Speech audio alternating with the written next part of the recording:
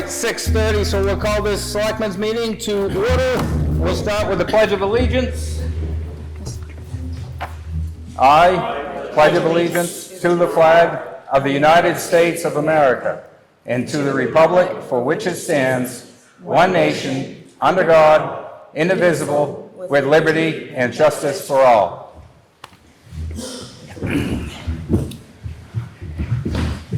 We will start with our department head updates. And who wants to go first? Not yours? It's fire, police, rec, and that's not your turn either. I wasn't here last. We got to hear from a Tim every meeting anyway, so. Well, we're using flooring tanks out in the rooms. We're hoping to add another project, but the tank that was there decided to not cooperate and started leaking. So we ended up having to switch the tanks over. We still got quite a bit more work to do before we can accept the flooring delivery, but we're picking away at it. Last week, Rob was saying that we're working on that service line deal as they're pushing us to get it done. We have a deadline and we haven't even got the information back from the engineer yet. I don't know how they expect us to meet the deadline.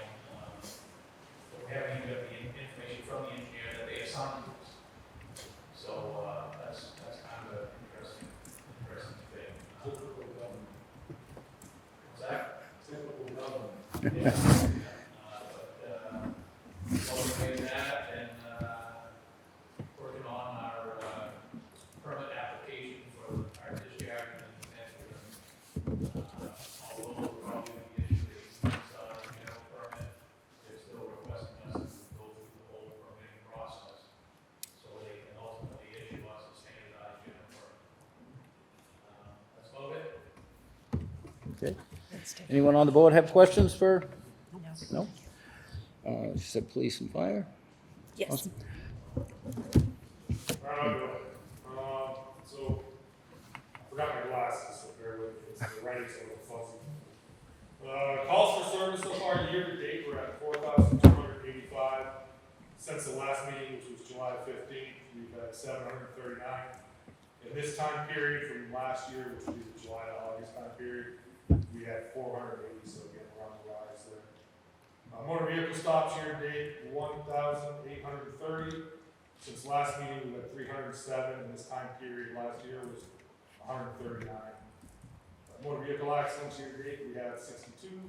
7 since the last meeting, and this time period last year was 9, so it's actually good to see a drop in that. Means we're out there doing stuff, and hopefully slowing people down. And arrests year to date, 101, since the last meeting was 8, and this time period last year was 5. So again, we're on the rise there, everything that we normally see. The street sign vandalism, the town signs, obviously, I think everybody's aware and more.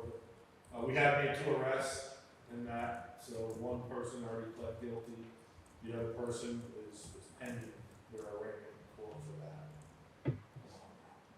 We have set up at the PD the live scan fingerprint, so that's up and running. We are waiting to install a program which will connect the live scan machine with our recording program so it'll talk. But with that being set up, we are charging $10 for fingerprints now, which is pretty cheap compared to some other local agencies. So, and just a little bit ago, I talked to Andre Grosser, works for DOT, most people probably know Elm Street is open. I don't know if you guys knew that. But the 135 is open all the way through Fulton now, so That's great. All right. Randy? All right. As far as ambulance is concerned, for July, we did 219 contacts, 84 911 calls, and 135 transfers. Last year, for the same time period, we had 190 total, 66 911 calls, and 124 transfers. Year to date,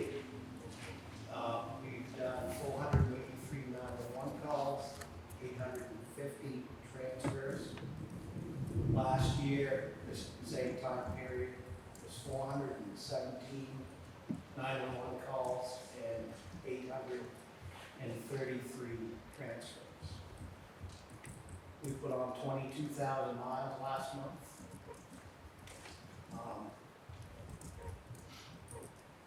And all 5 trucks are in good working order, no problems, line truck for that, operating well. And the mechanic started inspecting the vehicles. That's all I have. Okay, any questions for Randy? Thanks, Chief. Who else is- I have an update from Eli and Barbara. Okay, yeah. So we'll have an update from Colonel Town. So Eli sends his regards as soccer starts tonight. He's busy coaching, unless they just got poured on, and which they may be canceling. They have 205 registered. Safe Haven wrapped up last Friday, and they are prepping for their after-school program. They have started their plan for their Halloween carnival and window painting, and have tentative dates of October 18th for the carnival and October 28th for window painting. Megan has talked to Ronnie at the library about collaborating for some events this fall, and maybe a teddy bear picnic or a paint night, which corresponds with a book. Any questions on that? No? So we're good? Yes, Barbara?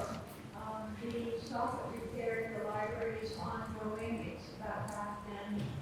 The problem was a little bit bigger than they had anticipated, and we're hoping that it can be done in the framework of what we asked for the special reserve. We have confirmation from the school that we do have a bus coming to the library after school every day again this year, so that any kids who want to make that trip can be met. I'm also still, as I mentioned before, getting complaints from people about the fact that there's no crosswalk for adults and kids coming across the street there to the library. I'm referring them to the DOT, but I do think it's an issue that needs to be dealt with because there are too many people using that area, and I think they have it. Thank you. That's all I have. Okay. Any questions for Barbara? No, thanks. No?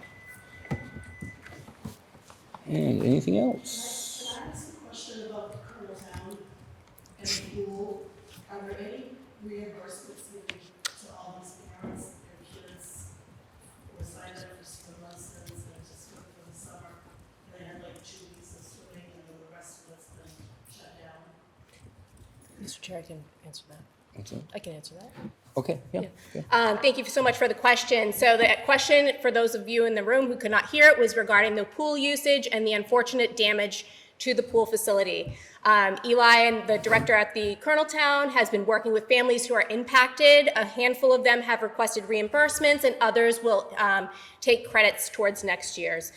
We are looking at about a $20,000 damage to that facility. So thinking about ways to apply for grants which may be out there, or ways to better see what's going on as far as the damage to prepare for next year. Yes, Peter? No way for us to have the Eversource cover some of the damage? Was it liability? I understood they expressed that they was. So they are covering about $5,000 for one piece that was damaged, but another part that was in disrepair basically is on us. And Eli can speak to that more next time he's here. All right. Next, we have an appointment, Harrison Gates. He has... He's not, he's actually, He's not here? nope. Okay. Then we will move on to the public hearing. Do we have something that we need to read? Yes. And do I have it here? This is our information sheet, so you can kick it over to me. I can walk through it. Okay, so we'll open the public hearing on water and sewer rates. Do you want to read it? Absolutely. So thank you, everybody, for joining this evening. I hope that you picked up an information sheet that's available at the door. I know I, for one, am a visual person, so it's very helpful to have that in front of you. Wanted to walk you through a current facility state. I'm new to the area, so it was a great joy for me to actually take a moment to assess what the current facility state is. And much of this information is from the 23 town report and also referencing a water system assessment management plan dated May of 2020. And town staff was very helpful in this process as far as pulling the information for us. So Lancaster's water intake facility off Pleasant Valley Road was constructed in 1996, and the water system has approximately 934 water service connections and around 25 miles of distribution piping serving 2,500 people and businesses. The town's water system is aging and has experienced a series of leaks and water main breaks over the recent years, mainly where the oldest pipes, which are over 100 years old, are located. There's approximately 9.8 miles which will soon exceed or have already exceeded their usable life and need to be replaced. The wastewater treatment facility off of Water Street is 54 years old and is declining faster than we can repair and replace. The May sewer break on Main Street was almost $14,000 to address the break. That was an emergency patch which did not provide any line updates. So here's a background on the proposed rates, which are in front of you this evening. Rates have not changed since the fall of 2018, when the base fee was increased from $80 to the current base fees of $110 for residential water and $125 for residential sewer.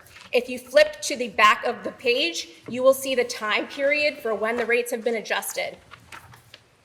So to address this issue, the Select Board has been busy during their work sessions talking about proposed rates, and what you'll see in front of you tonight is proposed usage fee adjustment while keeping the base rates fees the same. So the current water usage rate is $3.75 per 1,000 up to 1 million gallons and 30 cents over 1 million gallons. Current sewer usage rates are $3.75 per 1,000. The proposed rates go up for all residential for all classes to $8 per 1,000, and then 50 cents over 1 million. So base fees will remain the same, and the sewer usage rate will be $8 per 1,000. I can go on for the backflow device, or I can stop here. No, go ahead. I also, at the bottom of the page, so certain users need backflow device testing, and I want to provide an update for that as well. So all commercial and industrial buildings require testable backflow devices and are mandated by the U.S. Environmental Protection Agency and the New Hampshire Department of Environmental Services. These devices are owned and maintained by the property owner, and testing can be performed by our certified contract backflow testers. So we recently had a backflow tester which was doing these things. He has since retired, and the town needs to address this requirement. So moving forward, we hope to have reduced pressure zone backflow devices to be tested biannually per the US EPA, and dual checks devices to be tested annually. We're proposing a fee of $70 to be charged for each testing service to be billed with the water bill, just for those users who need this. So there are a total of 85 commercial backflows in the Lancaster water system, and appointments would be scheduled for these facilities during their normal business hours. And instead of having staff time to do this scheduling and follow up to get these tests done, we are putting this on a contractor to help facilitate this work for us. So there's the updates as it relates to the town. I also want to bring, I know that at the bottom of this information sheet, there's just rules and procedure as far as if you are willing to speak towards this, and I suppose they can address any questions at this point. Yep. How many of these have been tested since we put it in? All of them. And all the testable active, not the residential ones are non-testable active. One in our shop, to my knowledge, has never been tested. You tested it? It's a non-testable one. Well, then how the hell did you test it? Just a point of order. But it's, Just a point of order. it's, Just a point of order. it's non-testable, and please direct your questions to the board. Thank you very much. So I just want to follow up that each speaker for or against this matter before the Select Board shall identify him or herself by name and address, please. And if you kindly stand up to the podium, that would help facilitate a better conversation. Each speaker will be limited to 3 minutes for question and answer. Rick Bergen, I don't think I need to stand up there. $8 is pretty high. I thought when they talked about doing this, it was going to be steps to get to where we have to get to. What happened to doing the steps?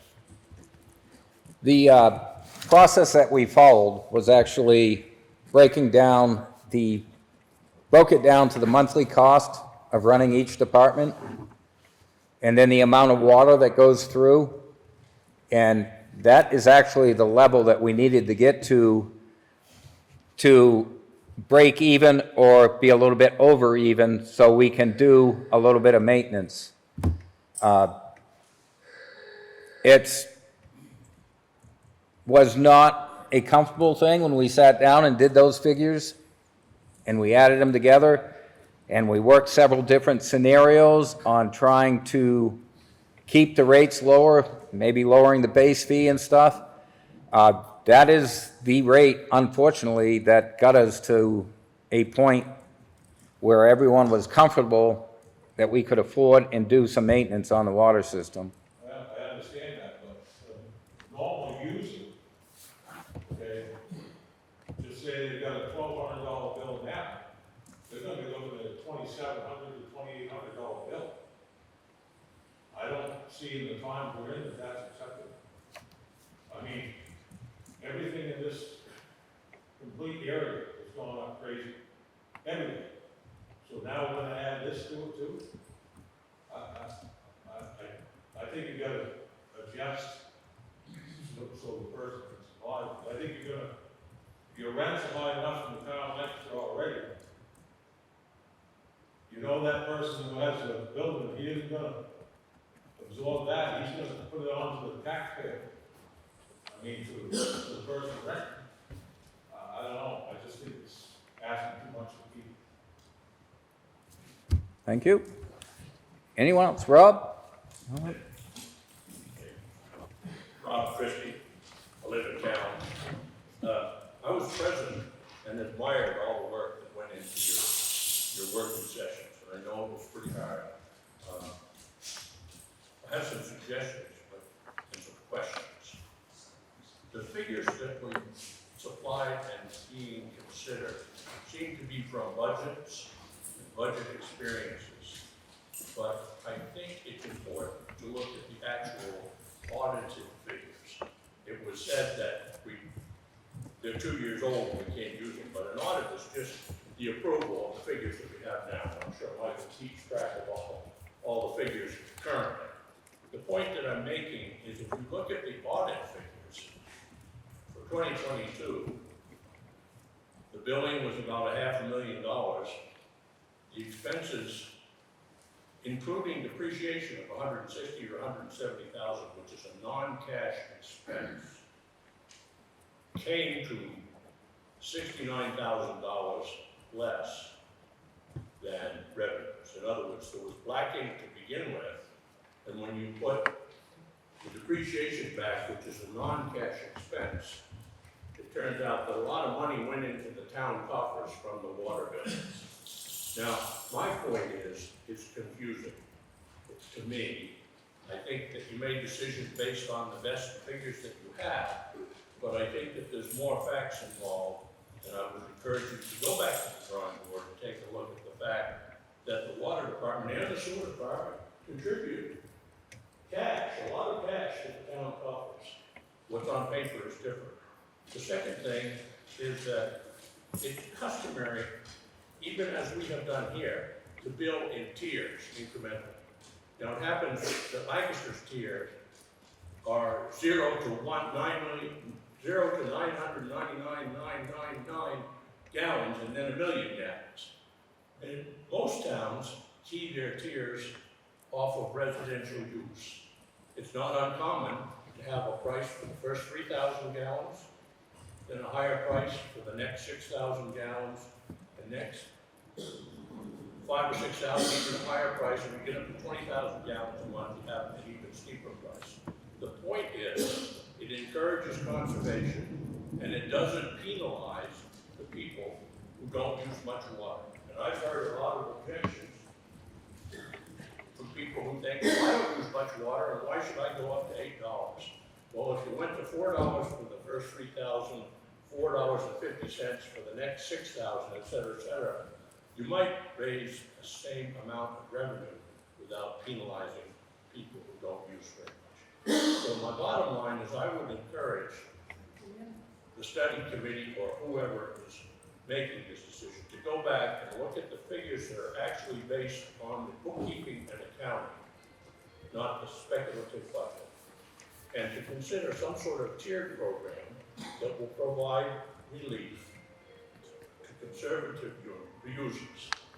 I also know that there have been negotiated contracts here, and one of the very large users in town is going to be severely penalized if his rate goes from 50 cents to $8 or whatever it is. So I think it's great that we're studying this. Everybody knows we've got an old system, and I'd love to see us go back and look at this through the lens of the actual bookkeeping accounting and consider the small user and how you can protect them. Now, there's a third thing that hasn't been addressed here, but was brought up in those hearings, is Lancaster is criticized in this state by having one of the least expensive or lowest billed water systems. That's because we're lucky. Our water comes off of a mountain by gravity. And the fact that we are here is actually a considerably good benefit to the citizens and the taxpayers. Now, there's some suggestion that the way to fund all our deferred improvements is to get grants and support where we can. But there's a problem with that because we are criticized for having the least expensive system in the beginning, and so we're not considered. Well, just because we're efficient, we shouldn't be penalized. And I think that we need to be careful to preserve that benefit to citizens, which is one of the advantages of living here. And when Charity makes that sound, I've run over like 3 minutes. But anyway, my point is 3 things. Let's go back and make sure that the figures we are using to make this evaluation are actually relevant and don't confuse non-cash and cash expenses. Number 2, that we look at a tiered system that can make it encourage people to conserve, be careful with their water usage, and not penalize the low volume users. And the third thing is, let's get all this worked out and then present it to the grantors, the people who will give us money, with explaining to them that just because we're efficient doesn't mean we don't need $1 million to put a tank, that secondary tank up at the water plant and stuff. We have real needs, and we shouldn't be denied them because we are already good. So that's my summary for right now. All right, just a response, and just to be clear, we have to use the budgeting figures to set a rate, because the budget has to be balanced. We can't say, okay, we're gonna spend X number of dollars, but we're only gonna have X number of revenue. So that's why that happens. Some years they don't spend everything, some years they spend everything, plus. So.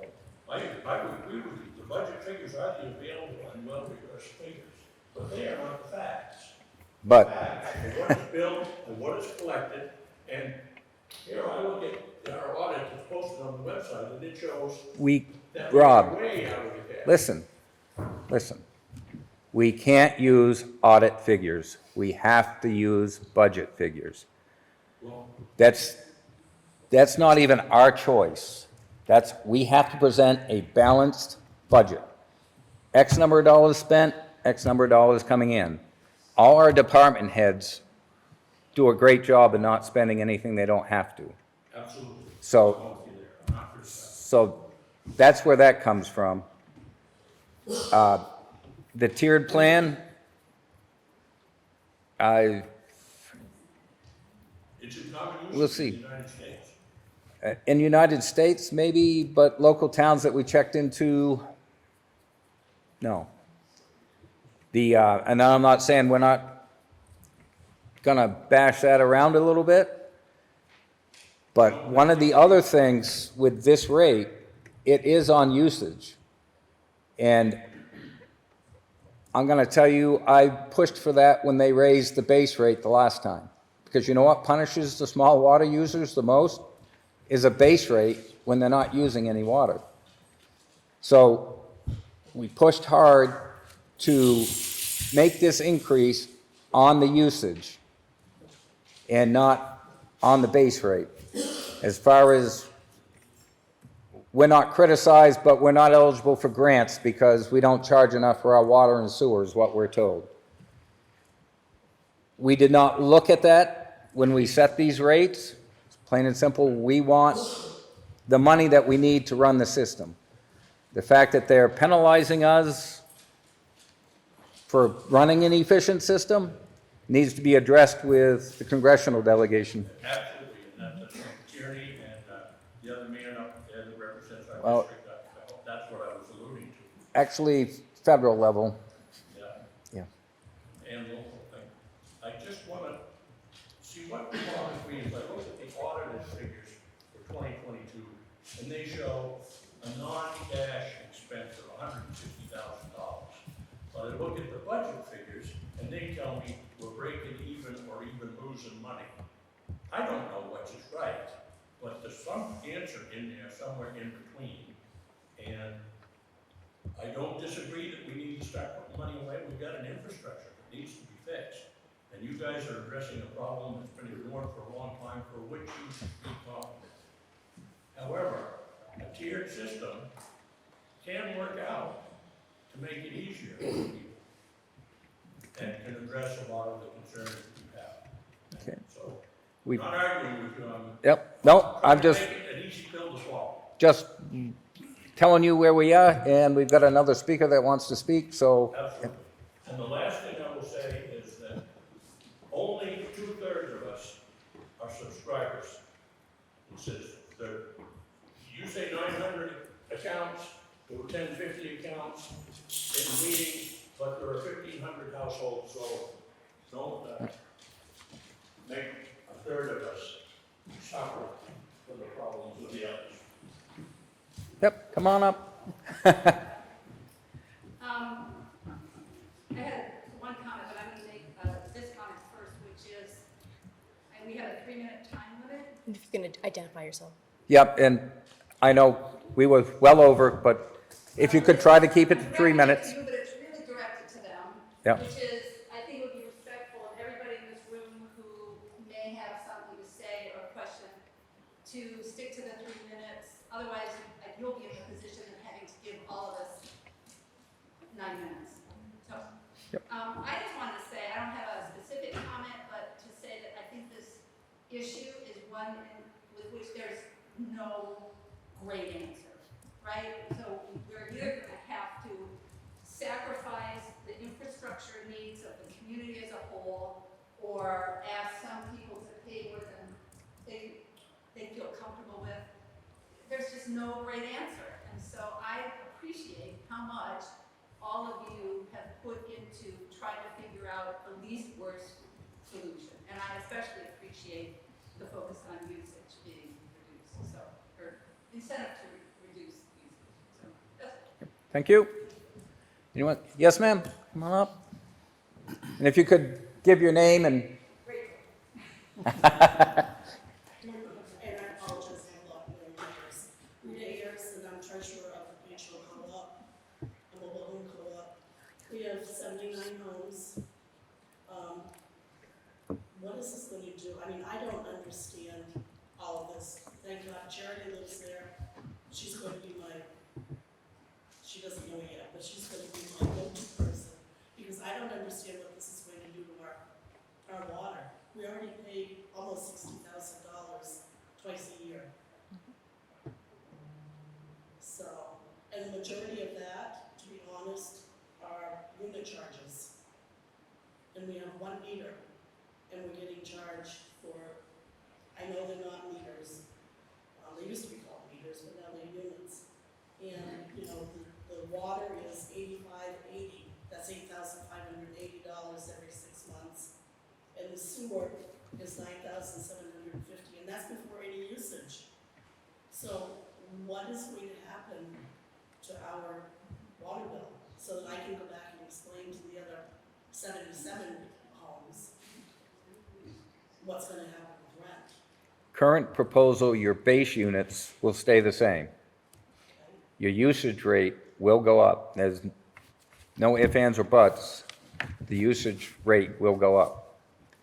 I can't tell you how much because we don't know how much you use, you know. First half of the year, it was 1 million gallons at 375 and 610,000 at 30 cents. That was for the water. Yep. I have those numbers. Yeah, I was gonna say charity. You do? Those numbers, I'm sure. Yeah, we can talk about it if you want at some point, but I do have an idea of what you'll pay using those numbers. Because I'm gonna have some very panicked people, and we're fighting right now. I spoke to Attorney Town Manager, we came before the board a couple months ago.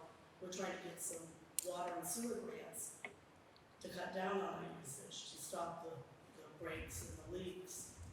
And now this is kind of a kick in the butt, you know, we're doing everything we can to cut back, and this is gonna hurt. I wish I could tell you it weren't going to. It's- Thank you, But- Charity.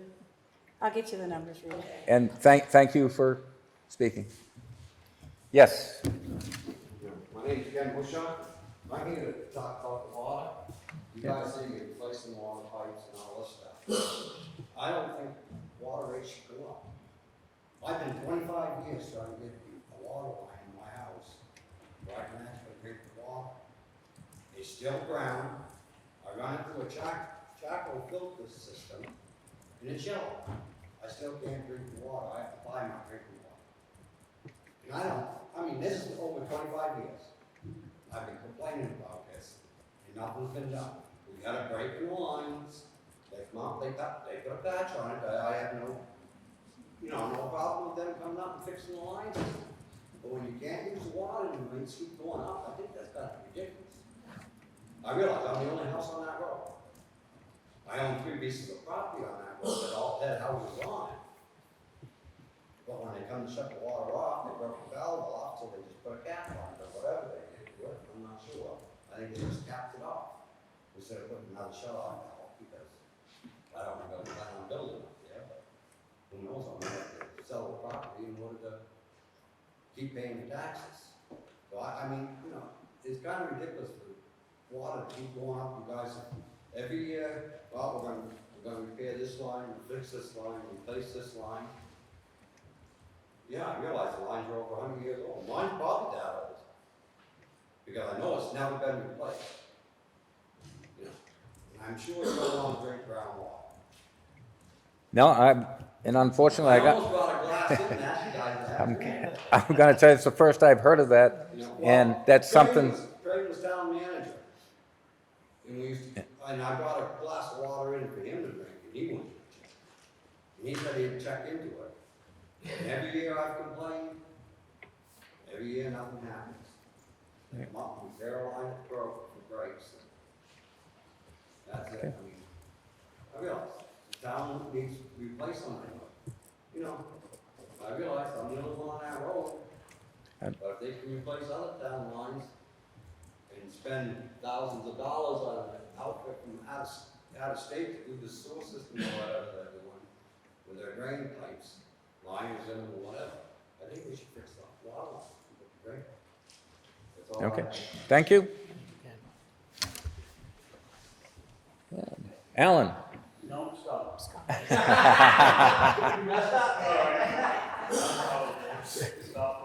Oh, Scott, I'm sorry. You guys have very good water, we use a lot of it. I really feel the rate's gonna be a little harsh on us, at just one property, it's gonna make about $16,000 a year more. We have, I think, 24 meters. And we use 7.5 million gallons every 6 months at one property. We use probably 50% of that water twice, as it is. I just feel, you guys have treated us well, I ain't saying the town hasn't treated the farm very well.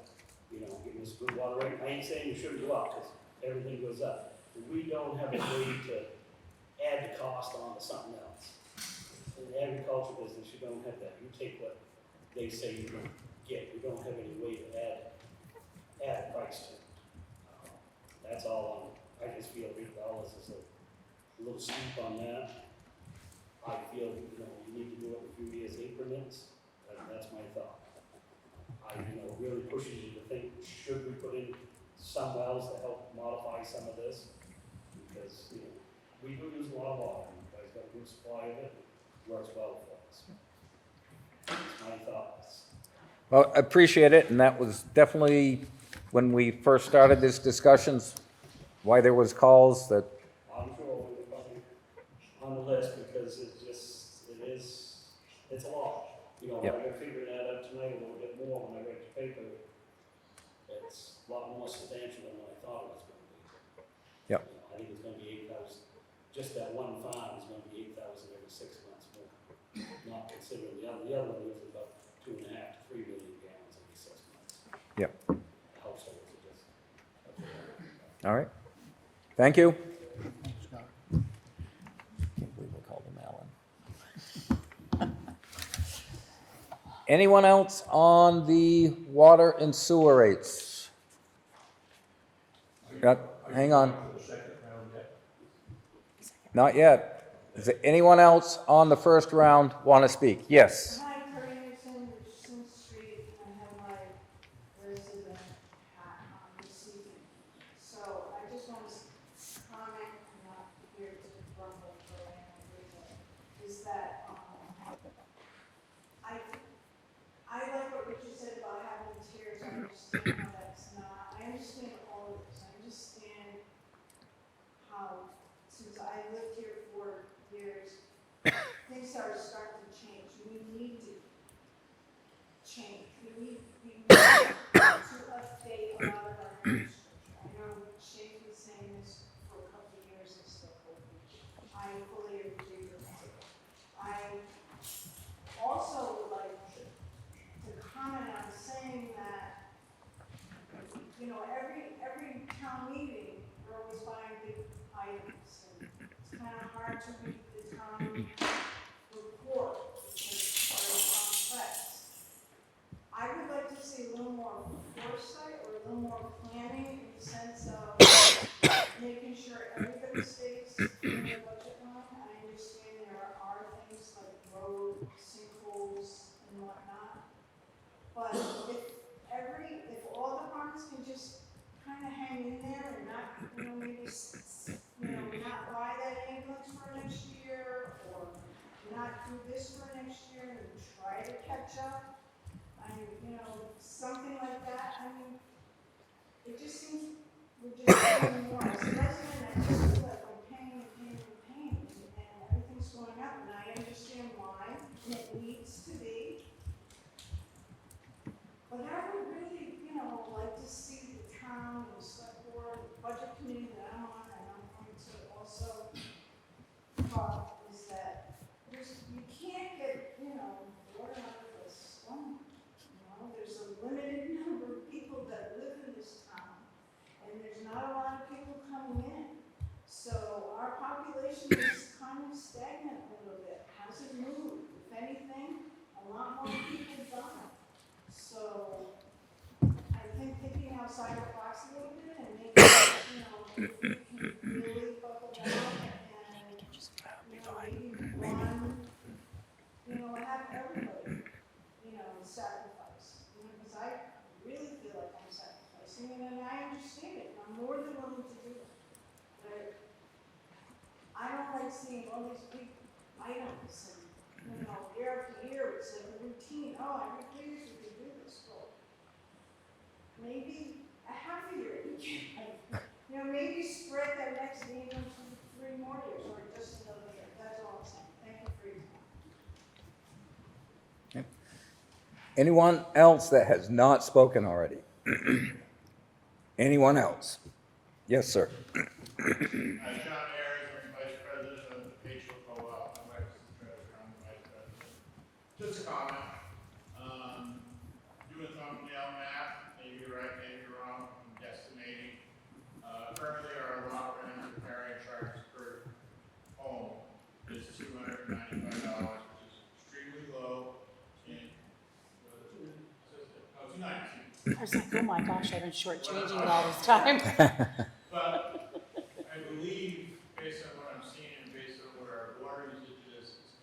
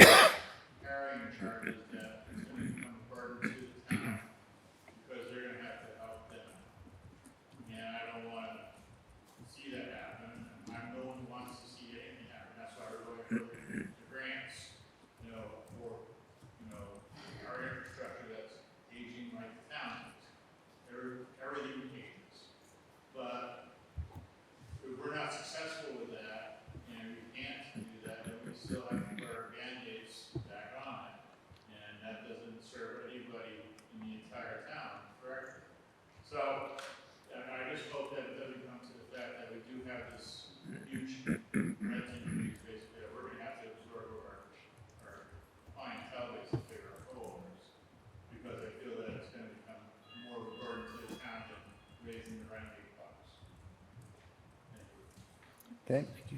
Anyone else that has not spoken previously?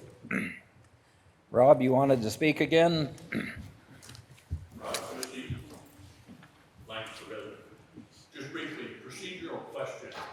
I should know this, but we're having a public hearing, and I haven't looked at the minutes from the last meeting, so has this already been decided, or what can happen here? On the basis of the public hearing, will you take a vote tonight and make a decision, or how does it work?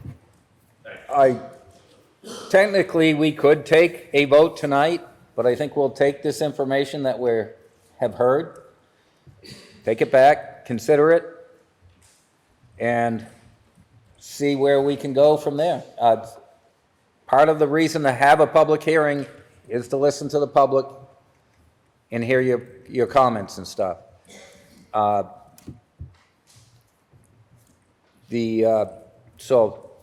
Yes. Yes, Leo. I'm trying not to. Leo Rydell, 31 Causeway. If I implemented your business plan, I'd be out of business. You implemented this business plan for your business, Shane, you'd be out of business. I fully understand it's gonna go up. I don't know. I don't know what, I don't have an answer. But that's coming from some business people here in town. Like I said, this business plan will put us out.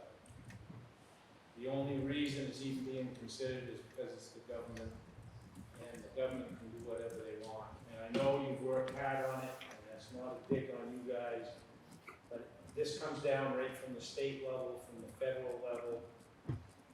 I don't know. I've said enough. Thank you.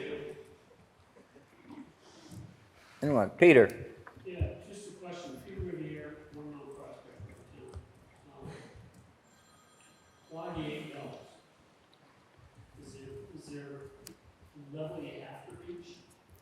Or are you trying to balance The infrastructure improvements in South Street, or could you do $4 instead of $8? we took the cost per month to run each department and then divided it by the number of gallons that go through the system in a month.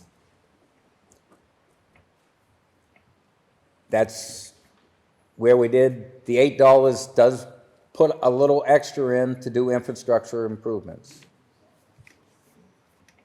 But it cost X number of dollars to run the system per month. We have X number of gallons of water that run through the system per month. And that's how it was figured, and I can tell you, we had groups study it and tell us what we needed to charge for a water rate, and it was well beyond anything that is in front of you now. And we did not consider, that was one thing that Rob had brought up, we did not consider depreciation in our cost, in our figures on coming up with what we did. Yes, Rick? Our water and sewer departments haven't been in the red before, so what's the big problem? I know what the state's pushing for this increase, but they're not telling you to go to $8, you're figuring that out yourself, right? That's correct. What we figured was budgeting expense, what that costs per month, number of gallons that go through the system in a month, and what that costs. I understand that, but the budget for water and sewer department, the investment $9 has never been in the red. Thank you for asking this, Rick. And as a former budget committee member, you're going to understand more than most people. Terry will understand this, Rob, but Timmy Bilodeau does a heck of a good job staying in his budget. This is not an expense problem. I'm going to say it again. This is not an expense problem. The problem has been the warrants have not been increased. When the budget has been built, there's been a number, and back in banking, we would have called it a plug number. You have to force balance, right? So a revenue number went in. The revenue number does not equal the warrant. So in fact, they have been running in the red. When you take revenue and expenses together, they have been. I have the warrant number right in front of me. It does not equal his budget. He's done, I'll say it again, a heck of a good job. We didn't keep up with it on the revenue side. We haven't had an usage increase since 2010. 14 years, we have not increased the amount of usage. I didn't know that a week ago. A week ago, I was fighting with this one. I was fighting with him. Should we take it out on the taxpayers? Because we didn't do something? We have been taking it out on the taxpayers by not having the water rates actually equal the expenses. We're trying to actually make it be paid for by the users, which in fact is what it's supposed to be. We're trying to get to that point. I understand all. Okay, I knew you would. It's not kill the taxpayer. If we went to $5 and $5, that's a pretty good increase. So you're gonna bring in a lot more revenue right from that. And if you need to, in 2 years, then you go up again. If you gotta do it to make it happen. But I just think it's crazy to go $8 that fast to the taxpayer. We looked at 7 different rate scenarios. 7. Well, I want you to care, Rick. Please care, because it shows you. We looked at whether the base rate should go up, how much the usage should go up. And I want to be very clear, as far as I'll speak for the other two, of course they can speak. This has nothing to do with the government. Yes, Robin had let us know that we weren't getting some grants, but we have not given that any consideration in the 8-9 months we've been talking about this. This was trying to find the rates that would pay for our expenses plus infrastructure by the users. The users pay for it. And we're trying to get to that point. It's not every taxpayer in town. Well, yeah, you might accomplish your goal, but you might lose 20 houses in the town of Lancaster because they can't pay. So what are we accomplishing that for?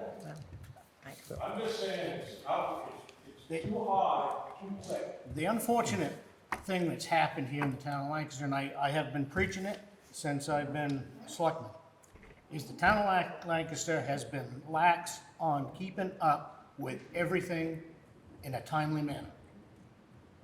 From the transfer station to anything that we have observed. And fortunately, this board has been able to do something that other boards haven't been able to. We got to run the town for a period of time, which allowed us into a window that we really never saw a lot, or had the ability. We'd ask, but we would be given. So Rick, every time that, and you'll understand this with the budget, is somebody has to subsidize the loss in the water department. And the town is doing that now. The taxpayers are doing that. I can agree with everything you said, I'm not disagreeing. But Rick, We also have had a 4th man on a salary for this whole year in the water sewer department that isn't there. that has nothing to do really with a lot of it. Scott, you better have some extra revenue at the end of the year if we didn't pay a man for a whole year. I better see something when I see these figures. Rick, you've been on the budget, right? I've been on budget Right. for a lot So of years. why didn't the budget committee demand or That's increase the where- water rates since 2010? I got on the budget committee in 2017. The budget committee takes our information from the Yeah. select board. But when you look at it, Rick, Okay. when you look at, Hang on, because That's the we- way it's done. gone to not being constructive right now. I'm sorry. Actually, I take your point and understand it, and I take your point. We know we're behind the power curve on a lot of these things. Tricia had raised her hand. You still wish to speak, Tricia? Yes, so is there any way that through the whole budget process,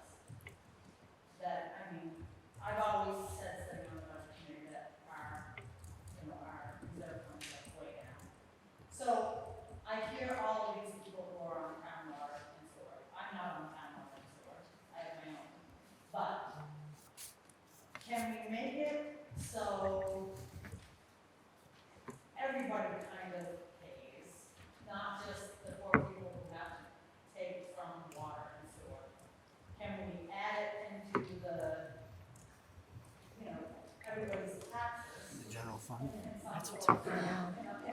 That's what's happening now. Yeah. So, Pressure instead of it being $8.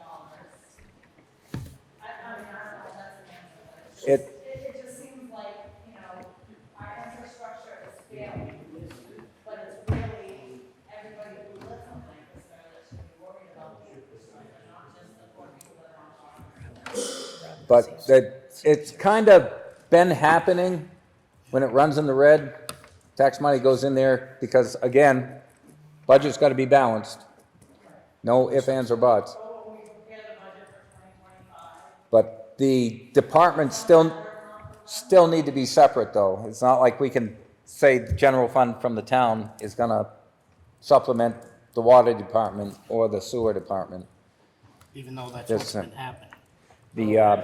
And Yeah. hang on just a second, Water Peter. rate in, sorry, if you're gonna put this type of water rate in, that means taxes should drop off a few cents, if you're not subsidizing it.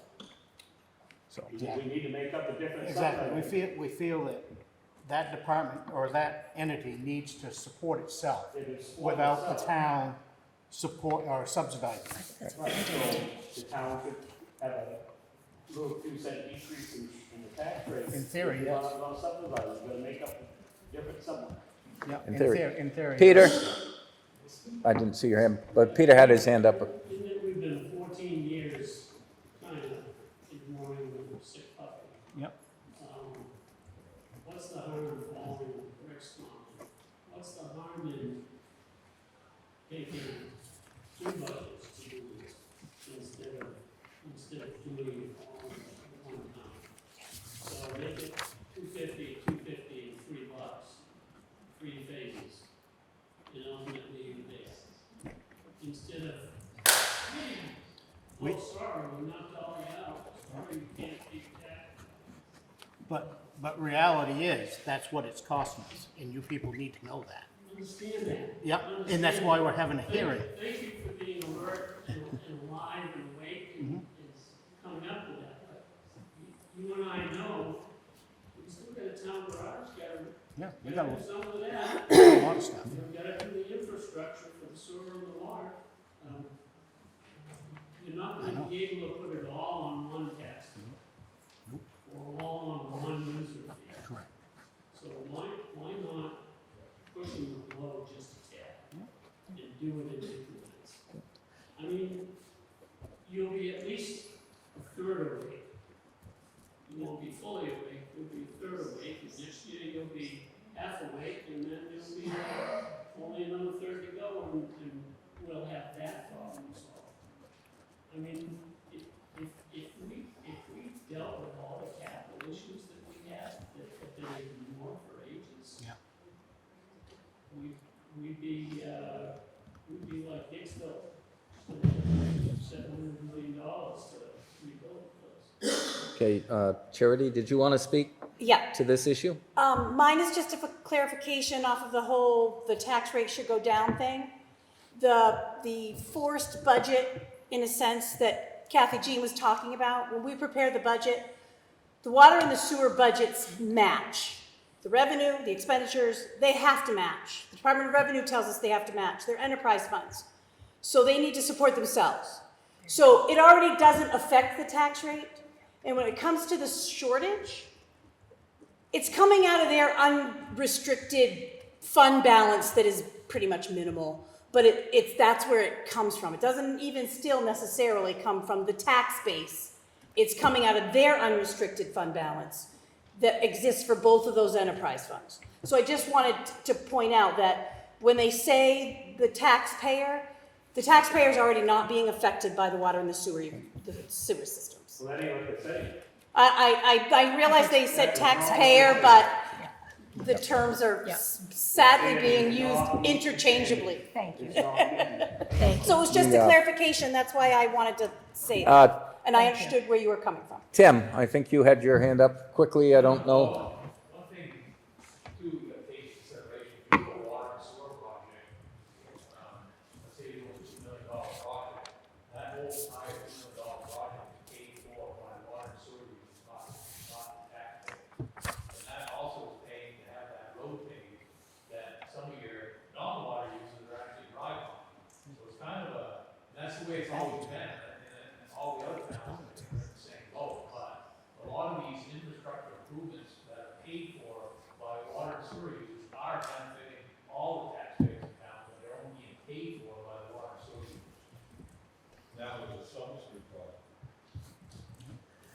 Okay, Rob, one more time.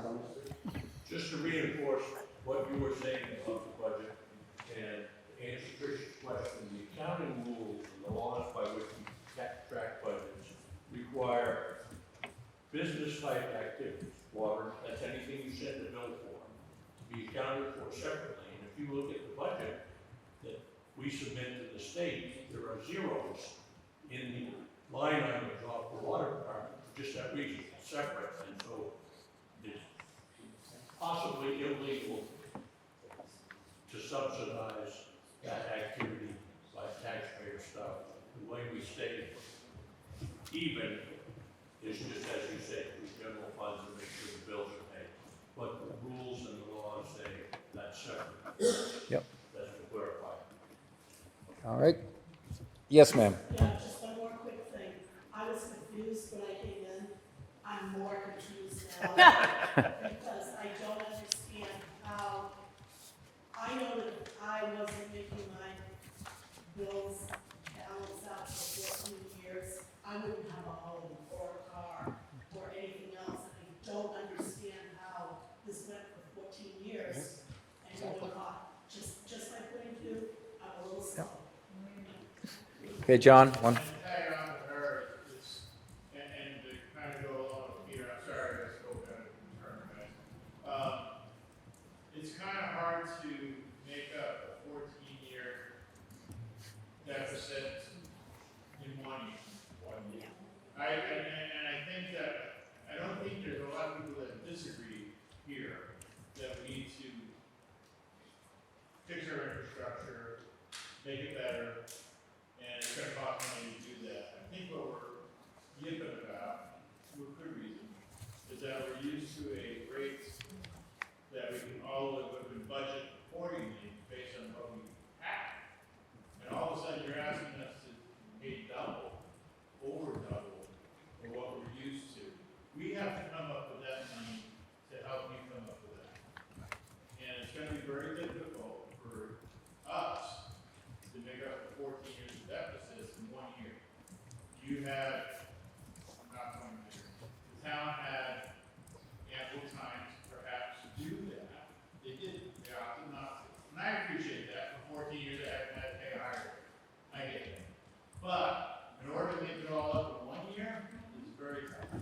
I think that if we do a graduated increase like Peter's basically suggesting, go up to 30%, then next year 60%, then after 9% that we need, it's better to, I think, lead people to a newer rate than to basically, like piss off a lot of people and have them sell and say, screw this, I'm out of here, or maybe start digging their own wells.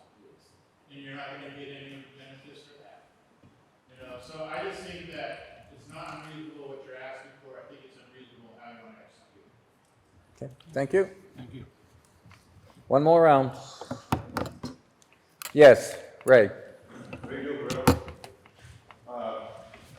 Is there a meter out east to tell you how much water's coming in? I believe there's a meter out east, a meter on the reservoir. Right, Tim? We have a meter at the water treatment plant, we have meters throughout town. We have one at the water plant, we have one on Mill Street, we have one on, the pizza place, up by the fairground. And where I said Mill Street, North Golden Street water plant, by the fairgrounds, and the rest. The point is, you're flushing the water lines, are you subtracting that from the circle, what we have to pay on? I did not hear what you, You know how you flush the hydrants, now the meter are rolling, are you subtracting that, so we're not paying just for flushing the lines and stuff? that's correct. The usage rate we used was from the home meters and the business meters. So, The houses only, what's that? out of the houses only, the meters you get it from? The meters. What we read for meters is what we used. So that was the meter readings from the houses, meter readings from the commercial, meter readings from the agricultural. 'Cause Not the meters Timmy uses to monitor his Right. stuff. Those basically tell us if we've got a leak somewhere, because all of a sudden our usage goes way up, we know we gotta look for a leak. How many feet of water line you're talking about? We actually have, right now, in town, we have 9.8 miles that will exceed or have already exceeded what's considered their usable life. And they need to be replaced. Are you doing that all at once, or? Obviously not, but we need to start on it.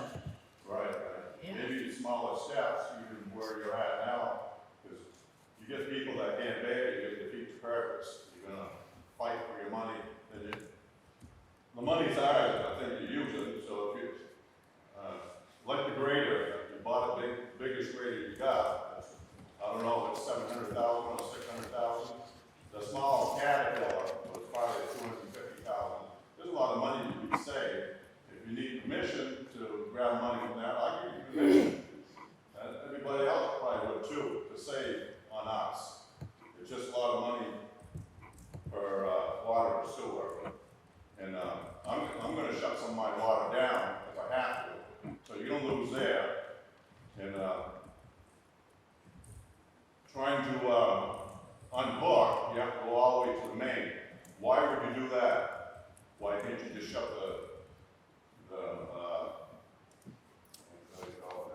Curb stop. Curb stop off?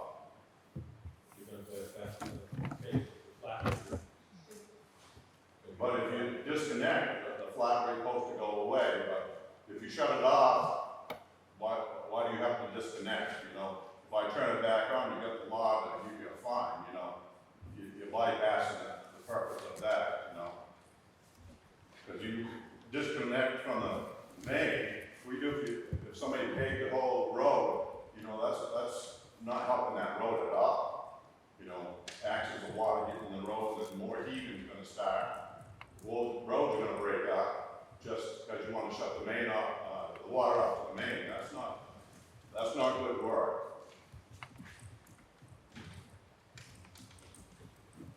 Okay. Anyone else? Seeing none. We will adjourn the public session on water and sewer rates. We've garnered a lot of information tonight. Yeah. I personally would like to take the information back, consider it. We will hash it over again, and I don't know if next meeting or the meeting after. Do we have another work session, Steve? Next meeting would be work September session. third. Next meeting. September 3rd. Yep. The Tuesday after Labor Day. So you're all comfortable with that? Yeah, I'm good. All right, so we are not going to take action tonight. We will take the information that we've heard, consider it at the work session next meeting, September 3rd. September 3rd. We will hash it over again and hopefully come up with a plan of action. I want to thank everyone for coming out tonight, speaking respectfully, and letting us know how you're feeling. It's appreciated. So, on to the next. Review of minutes. Minutes of August 5th, 2024. Make a motion to accept? I have a correction. Oh, you do? I do. Charity, I have a correction on August. Together, all together, or are you doing one at a time? Yeah. We usually do one at a time. Yes, you just didn't tell me which ones you were doing, so I was just asking. Oh, the work session is the first one. Is that where you got the correction? Yes. Yes. KJ would like a correction on that? On the work session, that the backflow tester was $70 per test, not 75. Okay. That's all. Otherwise, I'll accept the motion with that change. Okay. So get a motion in a second to accept the minutes of August 5th, 2024 work session with the change noted that the testing is $70, not 75. Is there any further discussion? Seeing none. All those in favor signify by saying aye. Aye. Aye. And do we have the other minutes? All right. So we'll move on to the August 5th, 2024 regular meeting minutes. I'll make a motion to accept. I'll second. I got a motion and a second to accept the minutes from the regular session of August 5th, 2024. All those in favor signify by saying aye. Aye. The ayes have it. And then we'll move on to accepting the non-public meeting minutes. I make a motion to accept the non-public session meeting minutes as presented. I'll second it. I have a motion and a second to accept the non-public session of August 5th, 2024's minutes as presented. All those in favor signify by saying aye. Aye. The ayes have it.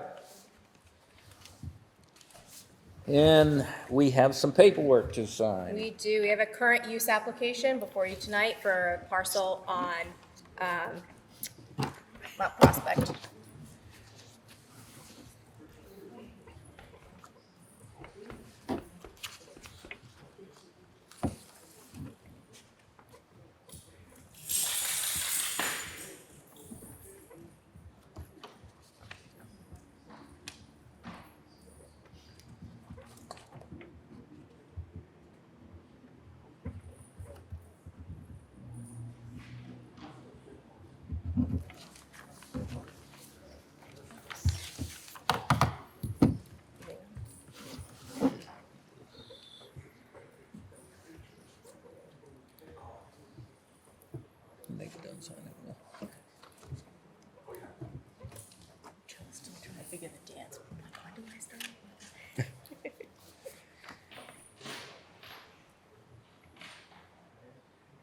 Next, we'll start with new business and the Dow Fund update.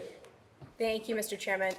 So I just wanted to provide some information to the background of this agenda item regarding the Dow Fund update. This is specific to, this language is specific to the Dow Trust. So to the town of Lancaster, I give and bequeath the sum of $5,000 to be held in trust to be known as the James L. Dow Tree Fund, and the income to be devoted to the planting of shade trees in the streets of Lancaster. I hereby direct that such income shall be expended under the direction of the Ladies of the Unity Club. In the event that such income is not expended during the 3 consecutive years, I direct that the income shall be turned over to the town for the benefit of the poor and needy in the same manner in which the income of the Emmons Smith Fund is presently being spent, namely without publicity, as to the recipients of such relief. This is dated August 1957. Met with the trustees of the trust fund who have done some work to confirm with the CPA from the New Hampshire Department of Justice that there is currently $13,083.83 from unused income from 2013 to 2021, which should be deposited into a fund named specifically for its intended purpose, welfare. So my recommendation after this conversation is to encourage the Select Board to consider the creation of a fund titled the Income from James L. Dow Trust Expendable Fund for Charity. And that is so that we are able to, appropriately allocate and spend down that money for its intended purposes. The town manager is reaching out for quotes related to the rental of a tree spade for planting a donated blue spruce from the Silver Cricket Tree Farm this fall to be planted in Cross Park. The highway department is at capacity with road damage, so work towards additional tree planting should be considered for this spring. This is my recommendation. As of June 30th, $1,742 was available to spend in plantings. Trees quoted from the Brochu Nursery in Concord range from $300 to $600 for greenspire little leaf lindens and $400 to $500 for sugar and red maples. The town manager has also reached out to an arborist for a quote for the work needed for the tree trimming. You got the name of that fund? Yep, so there's a... So would somebody like to make a motion to create a new fund titled Income from James L. Dow Trust Expendable Fund for Charity? I'll make that motion. A second. Got a motion and a second to create a new fund. Is there any further discussion? Seeing none. All those in favor signify by saying aye. Aye. Aye. And the ayes have it. I do have a question, Jessica. So, assuming this 1,742 that's available, will that be spent this year? Or do we need to encumber that as we get closer to the year? With the highway department, like, where are we with that? My ideal would be to contract with Brochu Nursery or Nursery to purchase the trees in this fund to likely pick up in the spring. If they can overwinter in place. Thank you. So spend 2024. Thank you. Liam? Yeah, we shouldn't, yeah, you think we'll Yes, spend Rob. it to plan it next week? Usually when trusts are considered, you have to go back to the probate court and get approval. Maybe not in this case because the trust already says you can do this, so what you're doing is just creating a receptacle for to collect money. That's correct. We're just creating an account it can go into. The trust is already set up stating that that's the purpose for it, so. So the trust will have a meeting and will have minutes in their records, and their minutes will be filed with the probate court. That's what the current town does. The trustees of that trust fund will be controlling it. So they will do what they need to do. Then they have public meetings and notices and all that stuff. They have agendas and all that, yep. And then we have trails work on town forest update. Thank you. So the Lancaster Conservation Commission will have a trails work to continue as a project of the Conservation Commission. The trails work will continue as a project. They approved to motion and appoint new member Mike Webster as their representatives to this trails project and Rachel Stewart as the project lead for the near term. There will be field work in the town forest pertaining to trail construction, and the work will take place from October 7th through the 31st. There will be an AMC professional trail crew on site Tuesday through Thursday each week. There will be camping at the main log landing approved earlier this year, and they will be traveling in and out via Causeway Street and will be packing out all of their waste each week. This is standard practice for AMC crews as they have appropriate supplies, gear, and so on and so forth. It allows them to be more efficient, to lower costs and more work done for us, and it reduces the traffic in and out of the neighborhood, which will reduce the wear and tear on Causeway by allowing them to camp out. Rachel Stewart has spoken with neighbors on Causeway to let them know that about the crew, and she will be physically checking in on them periodically throughout the week. There's also 2 volunteer work days for October 12th and 26th, so get on your work gloves, and they will be soliciting help from the community to carry bog bridges into the Heritage Trail and placing signage on the newly restored section of the Heritage Trail and the town forest. The AMC will oversee this work, they'll hold the insurance for this work, and they'll provide the volunteers equipment and training. So my recommendation is to provide outreach opportunity to solicit volunteers for the public work sessions on October 12th and 26th as a resident notice on the town's website. It's information only. No action. And we'll move on to Police Department mini split system bid opening. It's just one bid that was submitted to us.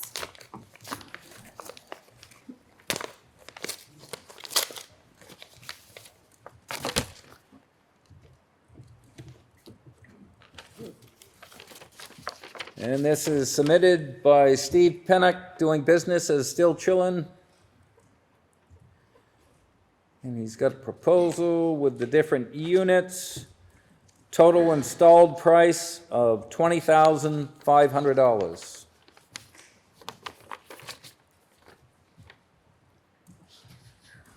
Talks about possible rebates. I don't know if the town's eligible for it. Okay, in full disclosure, I'm So- related to Steve Pennock. Oh, no. I didn't know he was sending this in, and I think I'll recuse myself. Chime in about funding. Yes. And we will need to discuss funding of that particular item also. Yes. What are the thoughts?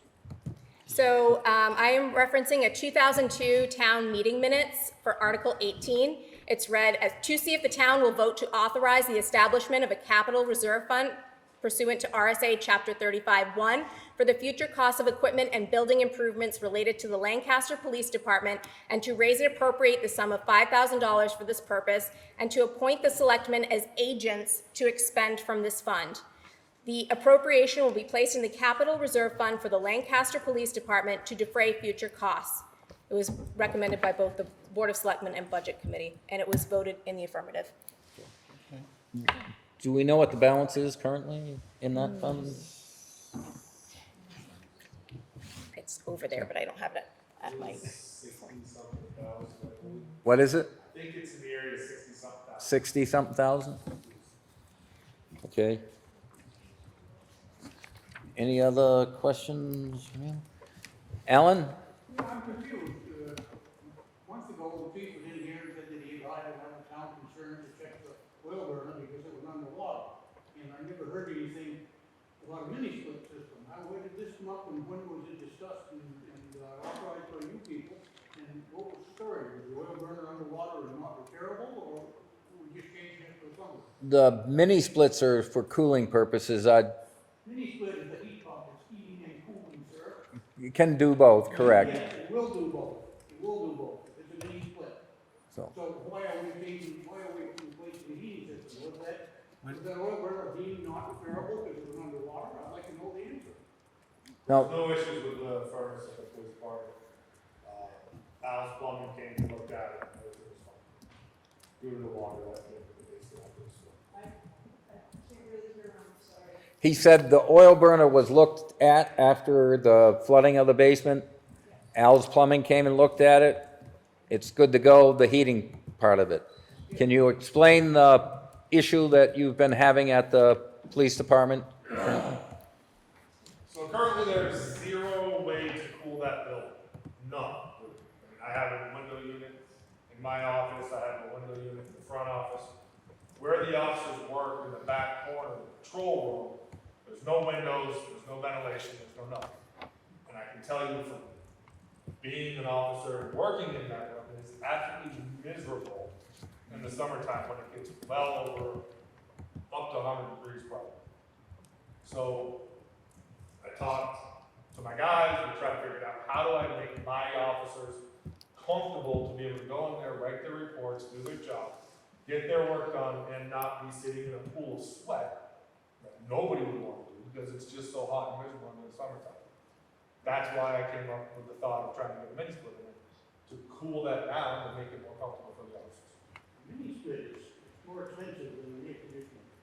How do you put an air Mini split is a conditioner? heat pump. What's And that? A mini split is a heat pump, and it doubles the price of the unit. I understand.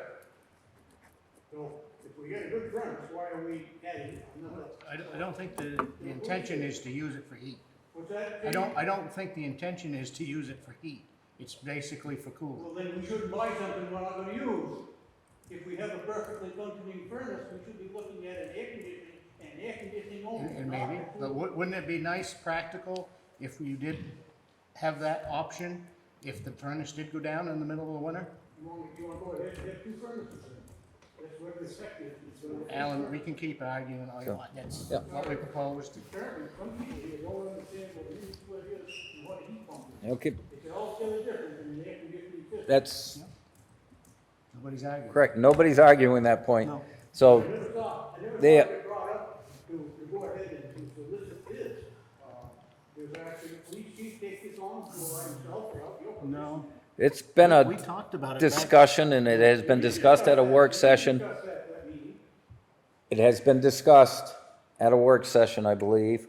The chief has brought it up in a regular meeting, that there was issues with the cooling of the building. So it has been discussed, it's been discussed probably for 4 or 5 months. I haven't heard it, I'm sorry, I haven't missed the meeting. So, yeah. Yes, How big is the unit? uh, I'm just asking, so I had a 3-ton unit at my house and it cost about $12,000. 42,000 BTU. 42,000 BTU. 42, okay. Yep.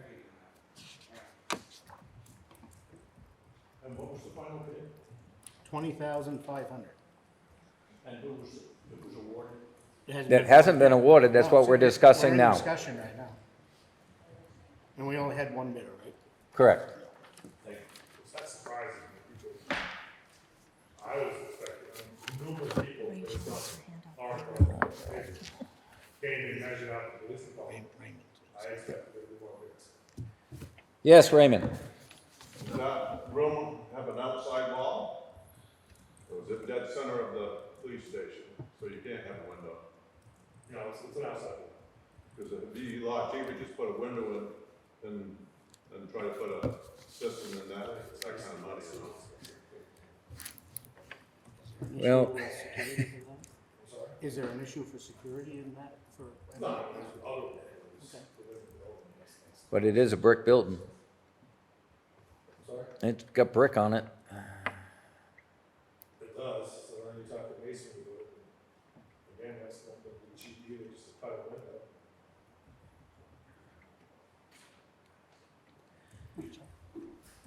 Yes, Rachel? I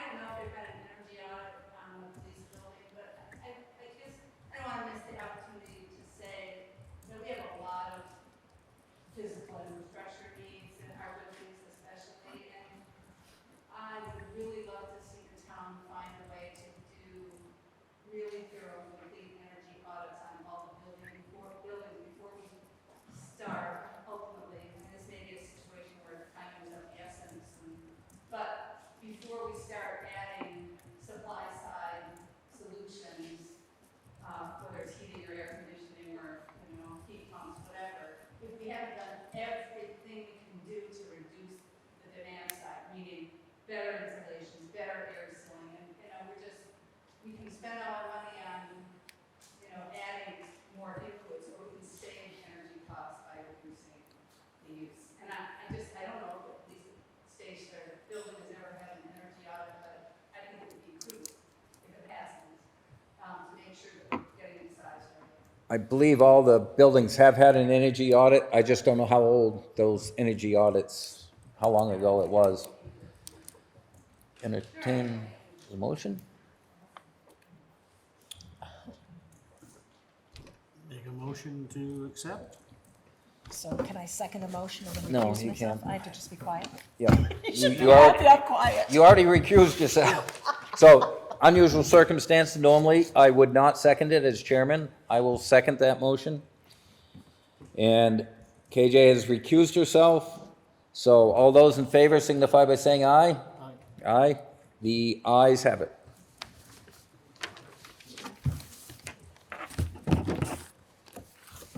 Okay.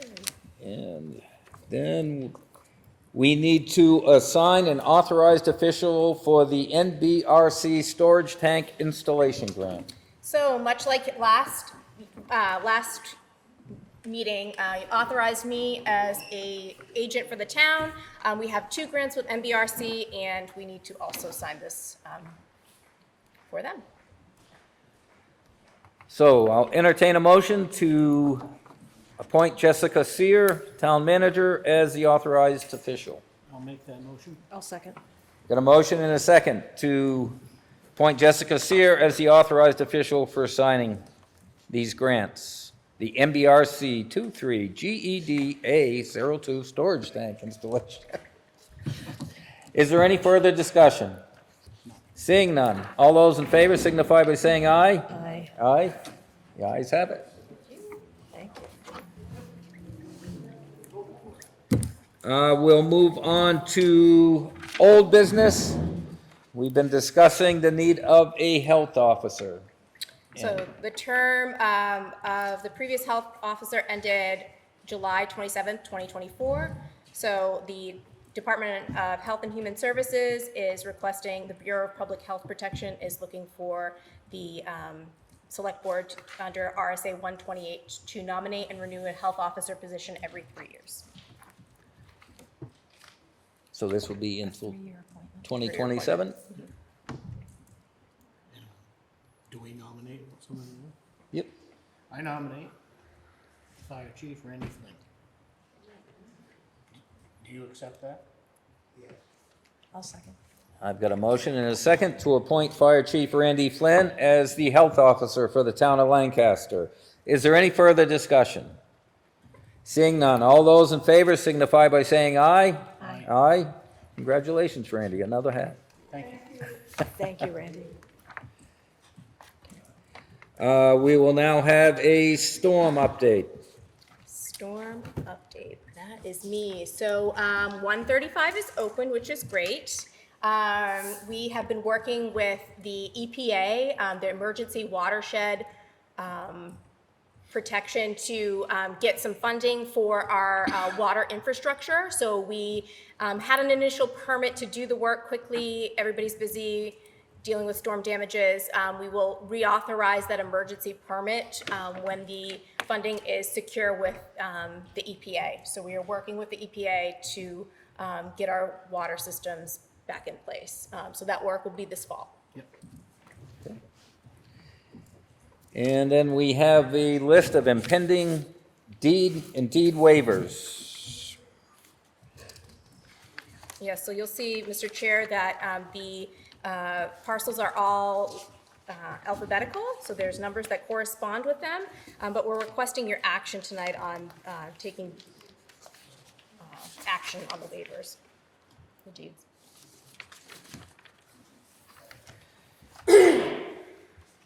Any property that doesn't have a waiver signed, a deed will be issued on Friday if it's not paid. Okay, so the recommended waivers are A,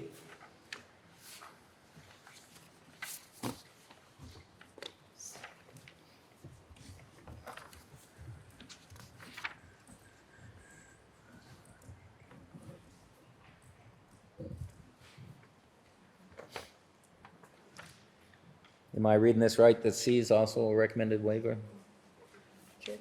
Yes? Well, I'm giving you the details if you feel, but I mean, it does state that they are paying monthly. They're paying. They're on a payment plan? I didn't put any recommendations down, I just let you know where each of the properties are at, and if you're good with.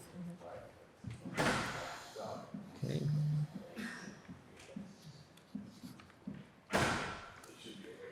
Looks like F is on a payment plan or making payments. Yes.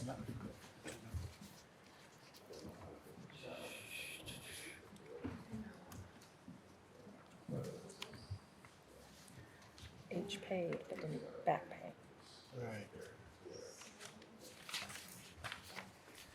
The, on H,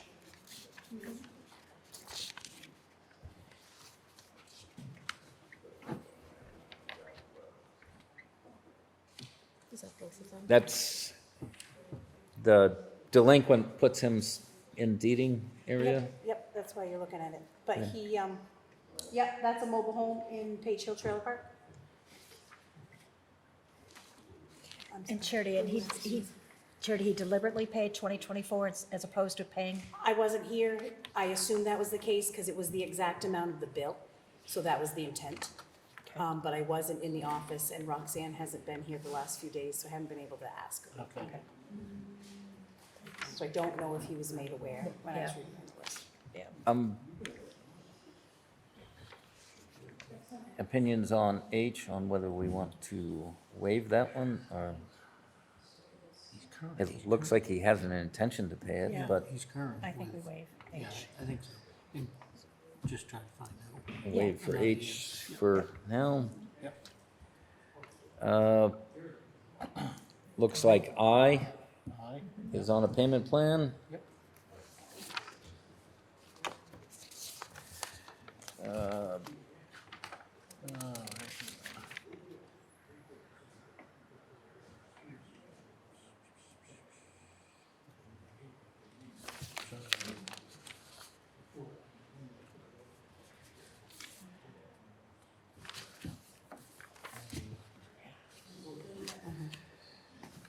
Okay, I don't see the, Jay?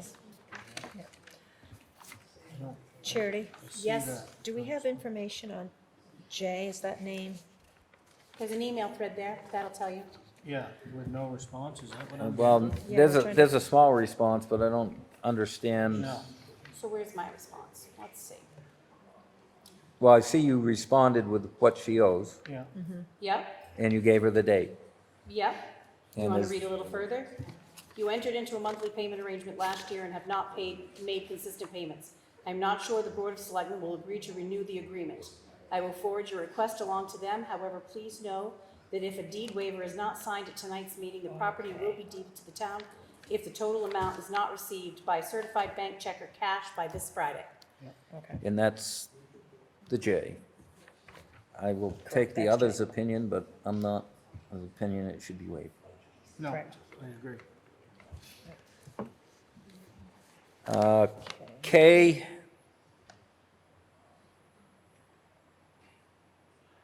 Okay. probably do a waiver. Yep, I can do that. L, Yeah. you want to waiver that? He has a balance of almost $65 left. He made an effort to pay, he paid a majority of it. Okay, yep. Switched jobs, his intent was to pay by Friday, but he has switched jobs, and he at least came in, made sure I had a handwritten note that he would make up the difference the next week. Okay. So, and he's never given me a reason not to believe him, so. The way trailer, which is a consistent and nagging problem. Yep. Is Ray still here? The, Maybe you could discuss it with Ray. well, there has been rumors that, Ray, you're renting David Way's trailer and having income from it. Is that correct? No, it's not correct. It's not correct? So. All right, I actually haven't seen David around, but that is not something that we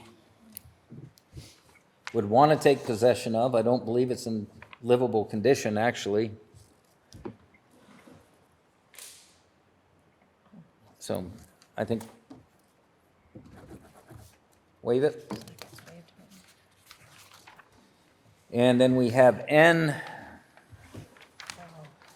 which, Yeah.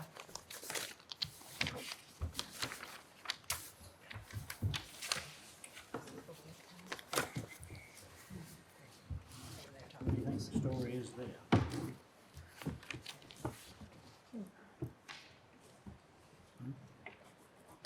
no idea. Yeah, that's the story. Is this that condo unit? That's not the condo unit, is it? 113, I don't believe so. Oh, that's it. That's 7 Shelley Road. I have no idea what's happening But such a small. So if my list is correct, we're looking to waive property A, property C, property F, property H, property I, property K, property L, and property M. I don't know if you've looked further into the others. B is a mobile home that was abandoned several years ago. It's no longer there. I believe the. Okay, so we'll add B to that list of waive. And how do we get that off Off the our books? Write you up an abatement. Why don't you vote on one right now? Well, you get it wrote up for the next one. We will. Excellent. Was that one of the ones that they cleaned up, Charity? That they pulled Yes. out of there and cleaned up the spot Yep. to get other mobile homes in, yeah. Okay. Okay. I didn't notice that on that. Sorry about that. So, and you can actually vote on that, and then I'll just have it for you to sign, because I put right here, $3,693.99 to clean up the taxes as of the deed date. Boom. Make a motion to approve. So, do we want a motion on those properties? Now, well, no, we're not done yet. So the other one was a mobile home in the Rogers Campground? D. D. D, that's a mobile home too? Yeah, it's explained in that over there. Sorry, I didn't read through it enough.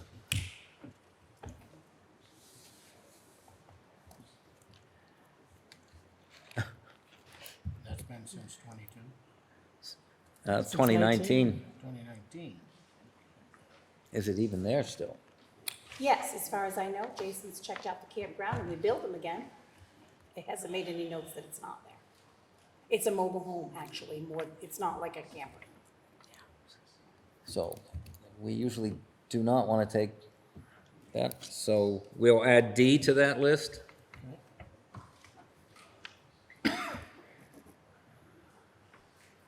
I'm gonna have you sign the waiver for B, Yep. Yep. just because I want it official, and then the next meeting, I'll have the abatement all pulled together. Yep. And then E, E is 65 summer.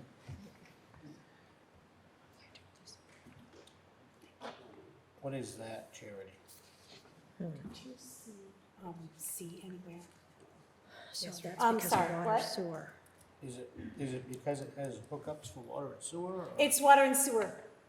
Taxes have been paid through escrow. But not water and sewer. But not water and sewer.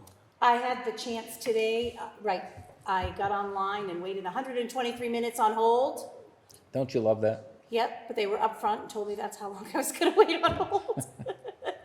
And I spoke to someone there that totally baffled them, but they ended up talking with the tax department. They gave me a fax number, so I emailed their, her deed notice, because it appears that maybe they're not getting the certified notices or something, but they're not coming back to me, so I'm not sure where they're going. But, so I faxed over the tax deed notice, and hopefully maybe that will trigger something. So Because I you, did point out to the customer service rep that action will be taken on Friday, and they will no longer have an interest in the property. So, do you recommend a waiver right now, or? if they don't pay by Friday, I don't know what you Okay, want to do. it's But, not- maybe USDA, now that I've sent that over, will do something. I don't know, but it's been since 2019 with unpaid taxes. Can we have language that until Friday? They have until Friday anyways, so if they pay it by Friday, they do, if not, it's kind of where I'm Yeah, looking at. that's what I'm saying. No waiver there. Do we have any other mobile homes in here? No, but that, No, the other one that needs discussion is, G. Highland Village Townhouses. yeah, G, Yes. Yeah. That's This back. is a Thorn. that's that. Yep. Now, is that just a unit, No, it's or land. is it the whole thing? It's just land, It's just land? from my understanding. Yeah, community land. Yeah. Condominium You'd be part of land. condo association. It's Uh, it's basically the rights to build. Right. So, why don't we waive that this time? Maybe we This can. is the one that we had the attorney take a look Yeah. at. He composed a letter, we didn't get any response, and we haven't gone anywhere else with it. Right. I mean,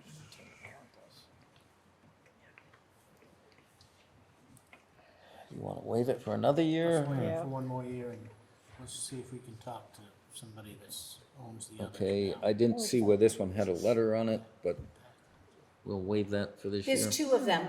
Must be the other ones on the first page. It's two parcels. Yep, property G. Yep.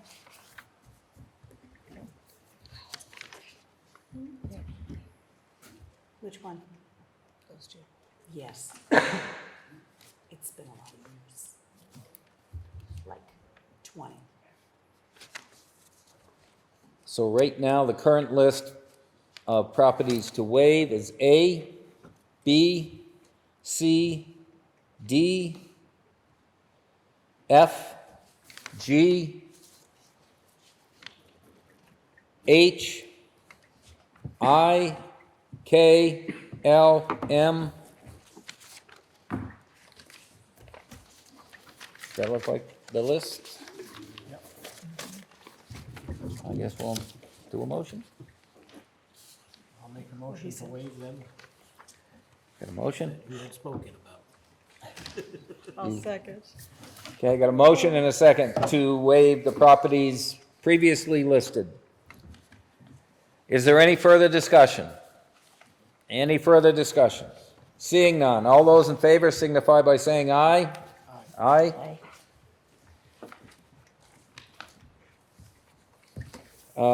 Now we have property. Do we have to take a vote to actually deed them, or do we just let that happen? Oh, no, if you don't sign a deed waiver, they're getting deeded on Friday if they're Okay. not paid. So we've taken the action that we need to, Yeah, the law tells me you that. know, and you got the deed waivers? Oh, I do, yep, I do. I'll take these then. And they correspond with? Yes, I got them in order, yes.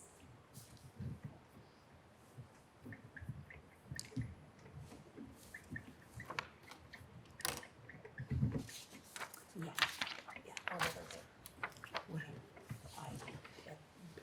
that's not gonna take long. Whatever. I'm good with that.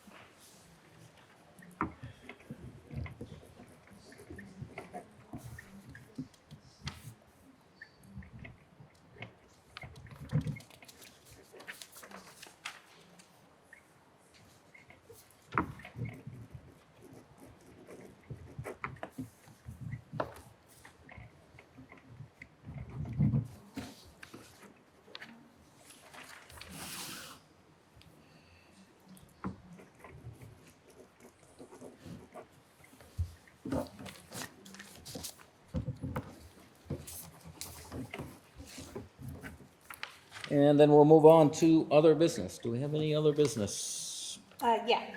So, every 2 years, we need to appoint new inspectors of elections, 2 Republicans, 2 Democrats. I'm reappointing the 2 that I have on either side. For the Republican Party, Judy Donnelly and Daniel Batchelor. And on the Democratic side, Janet Jocks Mason and Linda Uppenbornstein. So I just need you guys to approve and sign their appointments, if you're good with it. Do we need to do a motion? And You probably should.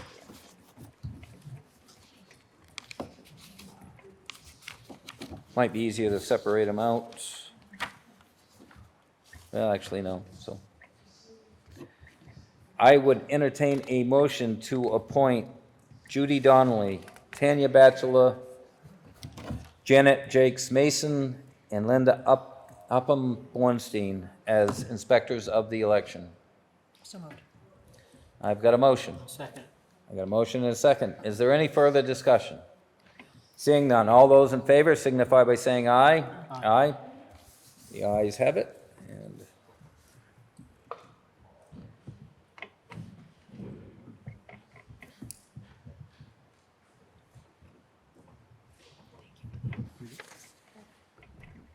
No, didn't sign.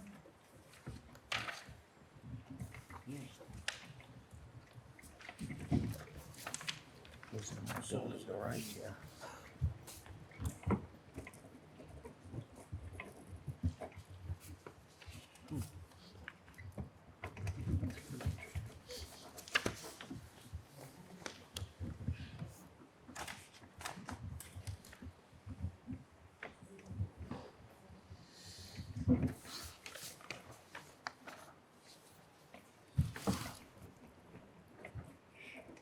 And any other business?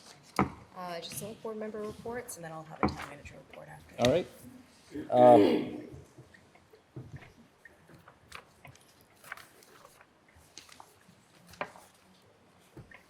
Of course, I have two things. All right, but we'll start on the far end. Me? Yep. The only thing that I've got is now that 135 is open, the highway department will start fixing Buffalo Road. Okay. That's the only thing that I've got. Okay. KJ? Okay, I've got two things. Next week, we will be doing 3 days of knotweed spraying all throughout Lancaster. 2 of the days will be primarily in town. One of the days will be primarily the right-of-ways out east. That is up from 2 days last year, so we continue to have significant interest. We will get all locations from last year, and there are 19 local roadways that will be on, plus the transfer station, community camps, sand pit.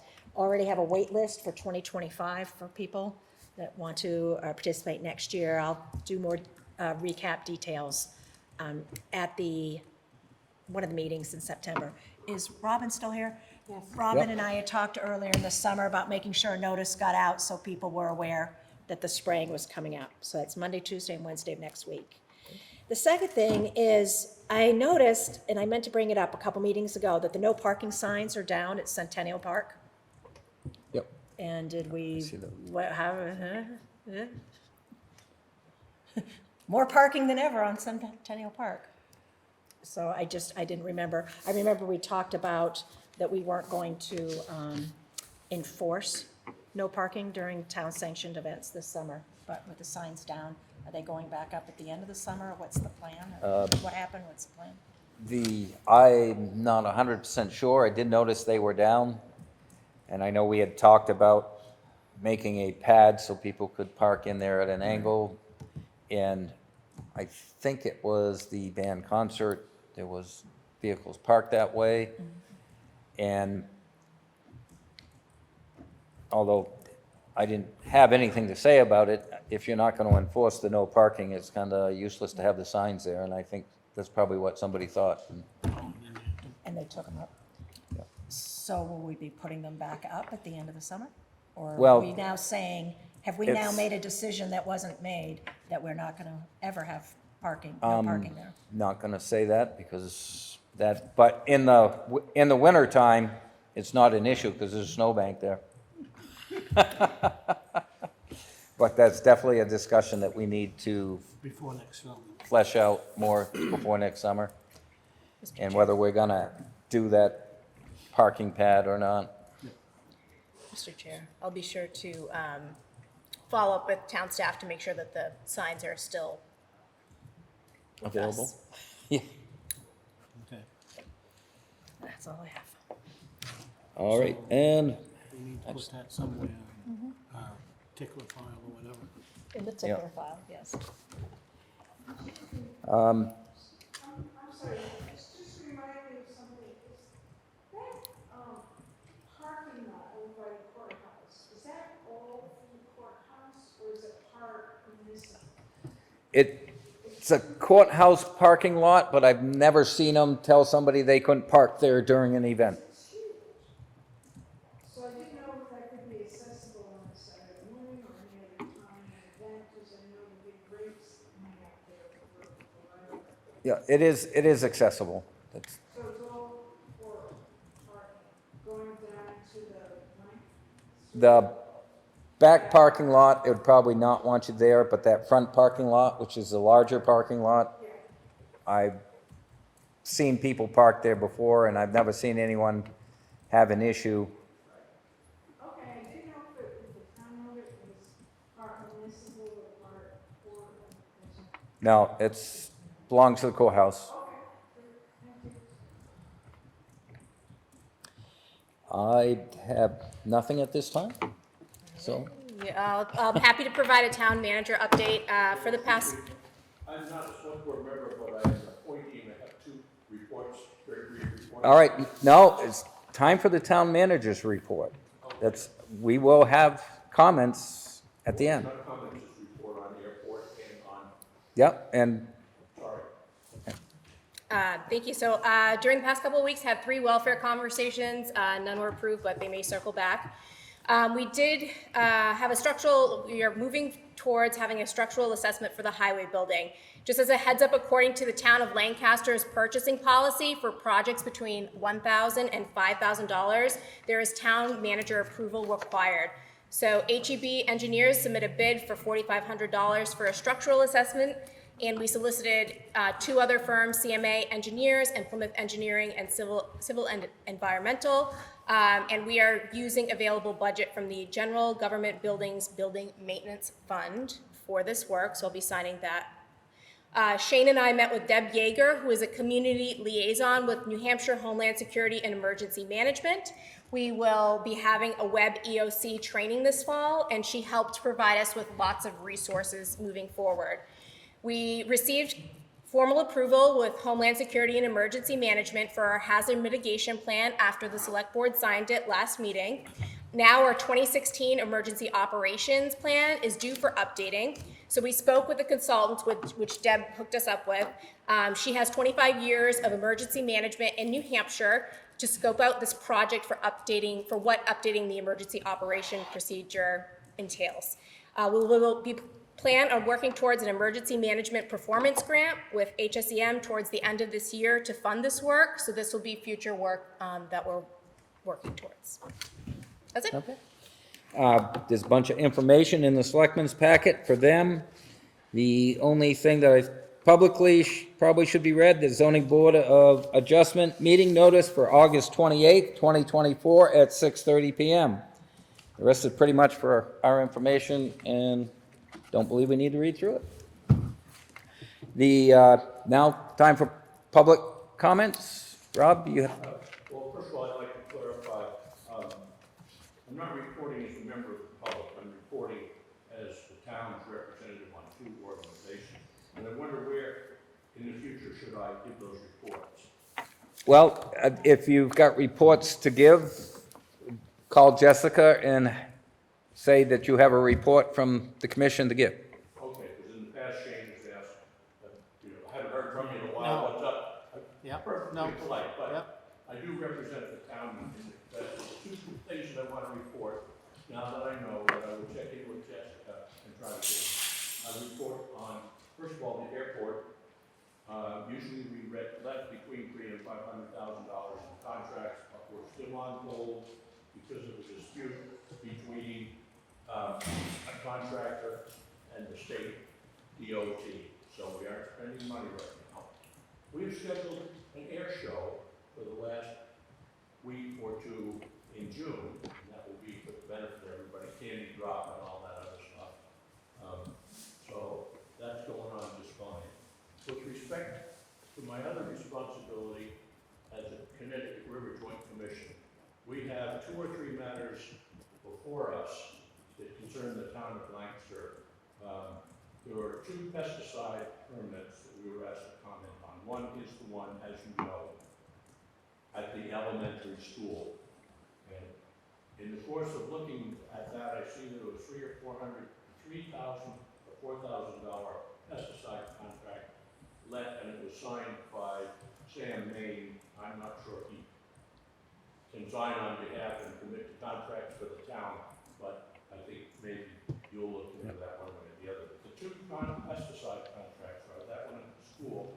The other one is the state has asked for approval to do pesticide control at all the bridges on state roads, and there are maybe half a dozen of them in Lancaster. The third matter, well, 2 other matters are alteration of terrain permits. We spent a fair amount of time reviewing what's going to happen at the Moore Dam because Eversource is building a new substation to replace the obsolete one. So, and the second one is that AP Excavating here has an application for alteration of terrain to expand their operations. That application has just been kicked back to them. Robin may be aware. They want more information about the effects on the wetlands and the mitigation plans. So those things are both fairly high dollar amounts that will affect both the Connecticut River and the town. And lastly, I didn't dodge quick enough. So I'm now the chairperson of the Riverbend part of the Connecticut River Joint Commission. And so I ask for your condolences on that. They're extended. Another thing I would like to mention is that the town is entitled to 2 representatives on the River Commission. Okay. And I'm the only one, and I'm not any younger than I used to be, so I would love any input or ideas of who might join us on the commission. 4 meetings a year, it's pretty interesting, it's mostly stuff that we like, but I tried to talk Mr. Biatti into it since his land is right on the river. My plate's kind of, Back for that. yeah, my plate's a little full right now. Sorry for my long-windedness, but that's my report. I've got a question for Rob. Yeah. Rob, is there something happening with rental cars at the airport? Yes, thank you for bringing that up. One of the problems for people who fly into the Whitefield Airport is how do they go and do anything since there's no place to rent a car, not much in the way of taxis. So the airport reached out to one of the vendors up in Colebrook, who was, I think it's Colebrook, who was supplying rental cars. There was talk about the airport buying a couple of junkers and letting people drive them as they wanted, but we have been able to talk somebody into making rental cars available. There's increased jet traffic, even though it's only 4,000, having a lot more traffic on that way. And I'm doing my best to encourage our Lancaster motel people, one of whom happens to be a retired commercial pilot, to be interested in working with the airport. I think if they're landing here, they ought to be coming here and spending their money. Yep. Thanks for the reminder, Ken. Any other public comments? Yes. I was at the community camp, the big shelter over the weekend, last week. Pad in the road, sorely needs some gravel on the edges. The gravel is leaving the pad, it's gonna spoil the good pad. Next thing you know, they're eating a lot of size, it's building the pad. So it's a nice structure, it's a nice building. You know, I didn't go see the caretaker, because I don't think he's got the authority to fly load of gravel, he's gonna take 6 wheels load of gravel, and it should be backed up. Don't ruin that pad. And it's just a typical of what I see of some things in Lancaster that don't get looked at on a maintenance basis. Nobody, you know, I'm not picking on you. You just know. Tickler 5. Somebody should have been looking at that a long time ago. It didn't happen anymore. Which building? I'm sorry, I can't. It's the shelter. The shelter. Shelter at the community camps. Good. Definitely something to look at. Yep. Anything else? Seeing nothing, I'll entertain a motion to adjourn. I'll make that motion. I'll second. I got a motion and a second to adjourn. Is there any discussion? Seeing none, all those in favor signify by saying aye. Aye. The ayes have it.